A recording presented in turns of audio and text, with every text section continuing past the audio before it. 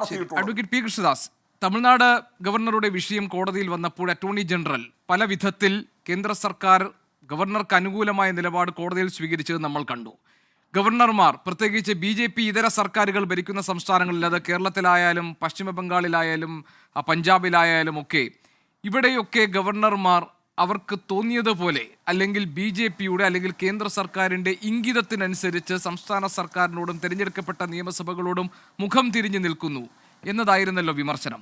അങ്ങനെ അനന്തകാലം ബില്ല് പാസ്സാക്കാതെ പിടിച്ചുവെക്കുന്ന തമിഴ്നാടിൻ്റെ കാര്യത്തിൽ കോടതി ഇടപെട്ട് 10 ബില്ലുകളും പാസ്സാക്കിയിരിക്കുന്നു. കേരളത്തിലും സമാനമായ സാഹചര്യമുണ്ട്. 23 മാസമായി ബില്ലുകൾ ഗവർണറുടെ പരിഗണന കാത്തുകിടക്കുകയാണ്. അത് രാഷ്ട്രപതിയുടെ കൈകളിലേക്ക് പോയിരിക്കുന്നു. ഈ സന്ദർഭത്തിലാണ് സുപ്രീം കോടതിയുടെ ഉത്തരവ് അത് ജനാധിപത്യത്തെ ഉയർത്തിപ്പിടിക്കുന്ന, അതിൻ്റെ അന്തസ്സത്തെ ഉയർത്തിപ്പിടിക്കുന്നതാണ് എന്ന് വിലയിരുത്തപ്പെട്ടത്. അതിനോട് എങ്ങനെയാണ് സംസ്ഥാന ഗവർണർക്ക് വിയോജിക്കാൻ കഴിയുക? അങ്ങനെ വിയോജിക്കുമ്പോൾ ഈ ആരോപണങ്ങൾ ഉയർന്നത് പോലെ തന്നെ കേന്ദ്ര സർക്കാരിൻ്റെ നിക്ഷിപ്ത താല്പര്യമല്ലേ അതിലൂടെ പുറത്തു വരുന്നത്? ബഹുമാനപ്പെട്ട ഗോപികൃഷ്ണൻ, നമ്മൾ ബഹുമാനപ്പെട്ട സുപ്രീം കോടതിയുടെ 2 അംഗ ബെഞ്ചിൻ്റെ വിധി വരുന്ന സമയത്ത് ഭരണഘടനാപരമായി അതിൽ കൂടുതൽ വിശകലനങ്ങൾ ആവശ്യമുണ്ടോ, അതല്ലെങ്കിൽ ഭരണഘടനയുടെ പ്രൊവിഷൻ അനുസരിച്ച് അത് കൂടുതൽ പരിശോധിക്കപ്പെടേണ്ടതാണോ എന്നുള്ള ചർച്ചകൾ ഇപ്പോൾ ഉയർന്നു വന്നിരിക്കുകയാണ്. പ്രധാനമായും ഇതിൽ 2 വിഷയങ്ങളാണുള്ളത്.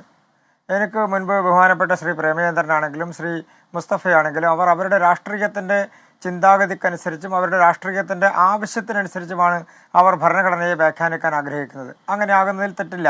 അവർക്ക് അവരുടെ ഇഷ്ടം പോലെ ചെയ്യാം. അവരുടെ നിലപാടുകൾക്കനുസരിച്ച് അവരുടെ വ്യാഖ്യാനങ്ങൾ കണ്ടെത്തുന്നതിലും യാതൊരു തെറ്റും കാണേണ്ടതില്ല. അങ്ങനോട് ചോദിച്ച ചോദ്യത്തിൽ ആദ്യത്തെ ചോദ്യത്തിനുള്ള ഉത്തരം പറഞ്ഞുകൊണ്ട് ഞാൻ എൻ്റെ ഭാഗത്തേക്ക് കിടക്കാം. ബഹുമാനപ്പെട്ട ഗവർണർക്കും അതുപോലെ തന്നെ, ഒരു ഗവർണർക്കല്ല, ഏത് ഗവർണർക്കും ഏതൊരു പൗരനും നമ്മുടെ രാജ്യത്ത് ബഹുമാനപ്പെട്ട സുപ്രീം കോടതി പ്രഖ്യാപിച്ചിരിക്കുന്ന വിധിയുമായി ബന്ധപ്പെട്ടുകൊണ്ട് അതിൻ്റെ ഭരണഘടനാ സാധുതയെയും അതുമായി ബന്ധപ്പെട്ടുകൊണ്ടുള്ള നടപടികളെയും ചർച്ച ചെയ്യുന്നതിനോ വിമർശിക്കുന്നതിനോ അതിലെ തെറ്റുകൾ ചൂണ്ടിക്കാണിക്കുന്നതിനോ അതല്ലെങ്കിൽ അതിൻ്റെ കൂടുതൽ പരിശോധനയും വിശകലനവും പരിശോധനാപരമായിട്ടുള്ള നടപടികളും ആവശ്യമാണ് എന്ന് തോന്നുന്നത് തുറന്നു പറയുന്നതിൽ യാതൊരു തെറ്റും കാണേണ്ടതില്ല. അതേസമയം അതിന് രാഷ്ട്രീയത്തോടു കൂടി കാണണമോ എന്നുള്ളതാണ് പ്രശ്നം. ഇപ്പോൾ ബഹുമാനപ്പെട്ട സുപ്രീം കോടതിയുടെ വിധി രാഷ്ട്രീയത്തിൻ്റെ അടിസ്ഥാനത്തിൽ നോക്കിക്കഴിഞ്ഞാൽ കേന്ദ്ര ഗവൺമെൻറ്റിന് വലിയ തിരിച്ചടി ഉണ്ടായി, അല്ലെങ്കിൽ ഗവർണർക്ക് വലിയ തിരിച്ചടി ഉണ്ടായി, ഇത് രാജ്യത്തെ ഭരിക്കുന്ന സർക്കാരിനെതിരായിട്ടുള്ള വിധിയാണ്, അങ്ങനെ വ്യാഖ്യാനിക്കാം. ആരും തെറ്റ് കാണുന്നില്ലല്ലോ. പക്ഷെ അതേസമയം അതിലെന്തെങ്കിലും യാഥാർത്ഥ്യമുണ്ടോ, അതിലെന്തെങ്കിലും സത്യമുണ്ടോ എന്നുള്ളത് കൂടി പരിശോധിച്ച് വേണ്ടി പോകാനായിട്ട് ഇവിടെ ബഹുമാനപ്പെട്ട സുപ്രീം കോടതി ആർട്ടിക്കിൾ 200 പ്രകാരമുള്ള നടപടികളെ സംബന്ധിച്ച് വിവക്ഷ കൊണ്ടുവരുമ്പോൾ അതിലൊരു സമയക്ലിപ്തം കൊണ്ടുവരുന്നു. അങ്ങനെ ഒരു സമയക്ലിപ്തം നമ്മുടെ ഭരണഘടനയുടെ ഭാഗമാണോ? ഇനി ഭാഗമല്ലെങ്കിൽ അങ്ങനെ കൊണ്ടുവരാൻ സുപ്രീം കോടതി നടപടികൾ സ്വീകരിക്കുമ്പോൾ അതിന് സ്വാഭാവികമായും സ്വീകരിക്കേണ്ട നടപടിക്രമങ്ങളും അതുമായി ബന്ധപ്പെട്ടുകൊണ്ടുള്ള ഭരണഘടനാ പ്രൊവിഷൻസും അത് പാലിക്കപ്പെട്ടിട്ടുണ്ടോ എന്നുള്ളതാണ് നേരത്തെ അഡ്വക്കേറ്റ് പ്രശാന്ത് ചൂണ്ടിക്കാണിച്ചത്. അത് കുറച്ചുകൂടി വസ്തുതകളോട് ചേർന്ന് നിൽക്കുന്നതാണ്. അതിൻ്റെ പ്രധാനപ്പെട്ട കാരണം ബഹുമാനപ്പെട്ട സുപ്രീം കോടതി ഭരണഘടനയുടെ സുപ്രീം കോടതി മാത്രമല്ല ഏത് കോടതികളാണെങ്കിലും, അത് ഹൈക്കോടതിയുടെ കാര്യത്തിലാണെങ്കിലും മറ്റ് കോടതികളുടെ കാര്യത്തിലാണെങ്കിലും ഒരു നിയമപരമായിട്ടുള്ള വശം പരിശോധിക്കുകയോ അതിൽ ഭരണഘടനാപരമായിട്ടുള്ള വിഷയം പരിശോധിക്കുകയോ ചെയ്യുമ്പോൾ അതിനെ സംബന്ധിക്കുന്ന ഒരു വിവക്ഷ ഏർപ്പെടുത്താൻ സുപ്രീം കോടതി സംബന്ധിച്ചാണെങ്കിലും മറ്റ് നടപടികളുടെ കാര്യത്തിലാണെങ്കിലും ഭരണഘടന തന്നെ വിവക്ഷിക്കുന്നുണ്ടല്ലോ. ആർട്ടിക്കിൾ 145 എന്ന് പറയുന്നതിൻ്റെ പ്രൊവിഷൻസ് എല്ലാം നോക്കിക്കഴിഞ്ഞാൽ അതിൽ അക്കമിട്ട് ഒന്നൊന്നായി പറഞ്ഞു പോവുകയാണ് അതെങ്ങനെയാണ് ചെയ്യേണ്ടത്, ഏത് നടപടിയാണ് സ്വീകരിക്കേണ്ടത് എന്നുള്ളതിനെ സംബന്ധിച്ച്. അത് നേരത്തെ ശ്രീ പ്രശാന്ത് സൂചിപ്പിച്ചു, ഞാനതുകൊണ്ടാണ് വീണ്ടും ആവർത്തിക്കാത്തത്. അതിൽ കൂടുതൽ പരിശോധനകൾ വേണമോ എന്നുള്ളത് ബഹുമാനപ്പെട്ട സുപ്രീം കോടതിയിൽ ഇനി വരുന്ന ദിവസങ്ങളിലുള്ള നിയമ നടപടികളുടെയോ അല്ലെങ്കിൽ അതിൻ്റെ റിവ്യൂ പെറ്റീഷൻസിൻ്റെയോ മറ്റ് സംസ്ഥാനങ്ങൾ കൊടുത്തിട്ടുള്ള കേസുകൾ പരിഗണിക്കുമ്പോൾ സുപ്രീം കോടതി പരിഗണിക്കേണ്ട ഒരു വിഷയമാണ്. ഇവിടെ 2 പ്രധാനപ്പെട്ട വിഷയങ്ങളാണുള്ളത് ഗോപികൃഷ്ണൻ. ഒന്ന്, ബഹുമാനപ്പെട്ട സുപ്രീം കോടതിയുടെ ഇപ്പോഴത്തെ വിധിയുടെ അടിസ്ഥാനത്തിൽ അത് വിധി പ്രഖ്യാപിച്ച് അത് നടപ്പിലാകുന്ന സമയം മുതൽ അത് പ്രാബല്യത്തിലാണല്ലോ. അങ്ങനെ വരുമ്പോൾ അതനുസരിച്ച് ബഹുമാനപ്പെട്ട സുപ്രീം കോടതിയുടെ വിധിയുടെ അടിസ്ഥാനത്തിൽ തമിഴ്നാട് സർക്കാർ ആ ബില്ലുകൾ പാസ്സായതായി പ്രഖ്യാപിക്കുന്നു. നമ്മുടെ അഡ്മിനിസ്ട്രേറ്റീവ് സിസ്റ്റം അനുസരിച്ച്, ഭരണഘടന അനുസരിച്ച് ഒരു ബില്ല് പാസ്സാക്കുകയോ അതല്ലെങ്കിൽ ഒരു നിയമം കൊണ്ടുവരികയോ ചെയ്യുമ്പോൾ പാർലമെൻറ്റ് പാസ്സാക്കുന്ന നിയമം പ്രസിഡന്റ് ഒപ്പിടണം. നിയമസഭ പാസ്സാക്കുന്ന നിയമം ഗവർണർ ഒപ്പിടണം.